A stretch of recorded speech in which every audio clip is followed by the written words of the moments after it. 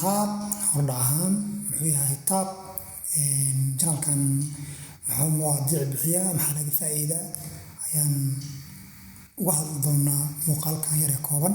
Taab waa janal ka hadla barashada tiknoolajiyadda ama information technology, xalinta ciladaha ku dhici kara isticmaalaha inta uu ku jiro adeegsiga tiknoolajiyadda xagga ganacsiga.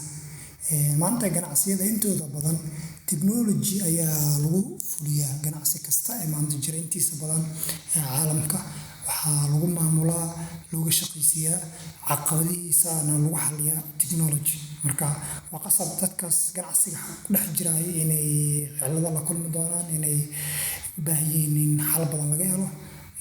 Qofkii raba marka inuu farsamo ahaan barto tiknoolajiyaddaas waa qasab inuu information technology ama computer science cilmiga wax ka barto. Marka ciladaas qayb ka mid ah suuqa cashir ahaanna janalkan qofkii technology raba waxaa ka faa'iideysan karaa. Intaas buu uga faa'iidi karaa qaybaha kala duwan ee technology-gana ka uga hadlaynaa. Nooc walba noqoto nooca birteedii cilada ku dhacay tahay haddii tahay mid ku dhacay softwares kala isticmaalay kala duwan ee ka kooban yahay shirkado kala duwan ay isticmaalaan internetkii applicationada cusub ee soo baxa maalin walba noocyo ka mid ah oo dadku rabaan in ama dadka nagu xiran ay rabaan in wax laga soo gudbiyo. Inaas ayaan ku taaban doonaa qaybahaas oo dhan. Wuxuu kale ka hadli doonaa xayeysiinta dijitaalka ah.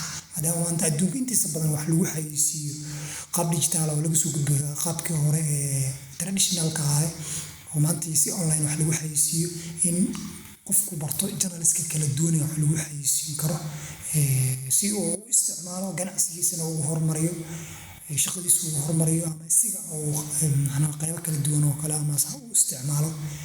Janalkeena cashiro badan ayaad uga bogan doontiin oo la xiriira digital marketing-ka.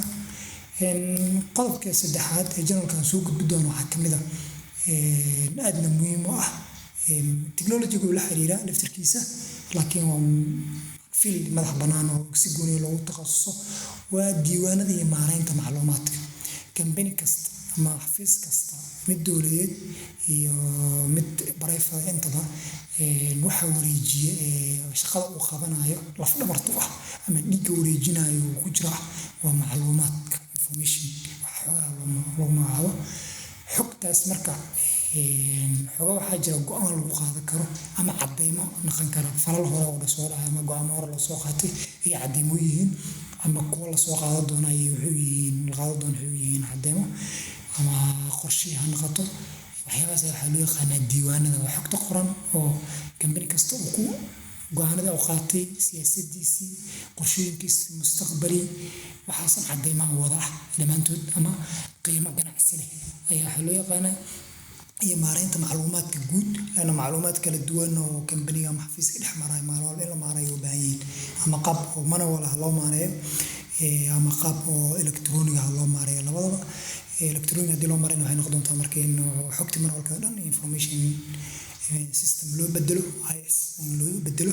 Marka macluumaadkaas qofkii bartay wuxuu heli doonaa inuu xogta markuu helaba isla markiiba uu barto sida looga faa'iideysto.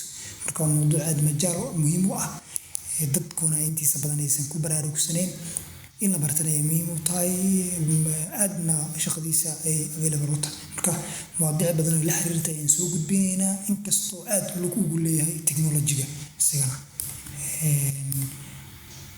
Waa kana ujeedaan oo kale xafiisaadka oo kale maanta marka computer isticmaalaysid qofku wuxuu la tacaamulayo waa xog faylal nooc walba leh. Marka xafiiskaaga horumarintiisa iyo ganacsigaaga horumarintiisa waxay ku xiran tahay sida xogtaada u maareyso una isuguna aadiso helitaankeedii, isku aadinteedii, nidaaminteedii dhammaan. Marka qodobka ugu dambeeya waxaan aadaynaa marka oo janalka uu soo gudbi doono ah horumarinta shaqsi, ganacsi iyo hal-abuurnimo. Intaa ku dhex jirtid ama qofka uu ku dhex jiro technology-gan ama ganacsiga uu ku dhex jiro, caqabado tiro badan ay soo wajihi doona. Marka sida caqabadahaasi loo qorsheey lahay ama uga hortegi lahay markasta wuxuu u baahan yahay qorshe ama goals inuu leeyahay qofka technology ka shaqeynaya ama ganacsiga ka shaqeynaya isku tiigsinayo iyo dadka la shaqeysto ku xiran. marka waxyaabahan hal abuurnimada laana technology-ga iyo business-ka aad ugu badan yihiin inuu qofku uu la yimaado maskax iyo hal abuurnimo isaga inuu ganacsi abuurto oo isku tashtaa. marka qaybo badan oo dhiirigelimo iyo waxyaabo badan oo qofka ku dhiirigelinaya inuu si qorshooyin samaysto iyo wax isku dayo ayaan kusoo gudbi doonaa channelkeena uga boogi doontaan. iyo waxa la wixii oo technology ama ganacsi la xiriiro oo u aragno inay dadka nagu xiran ay faa'iido u leeyihiin oo soo gudbi doonaa. waa mahadsantihiin, ku xirnaada channelka taab. waan ku mahadsantihiin dhegeysigiina waxaan rajeynayaa inaad naga heli doontaan xoga tafatiran iyo macluumaad aad ka faa'iidi doontaan.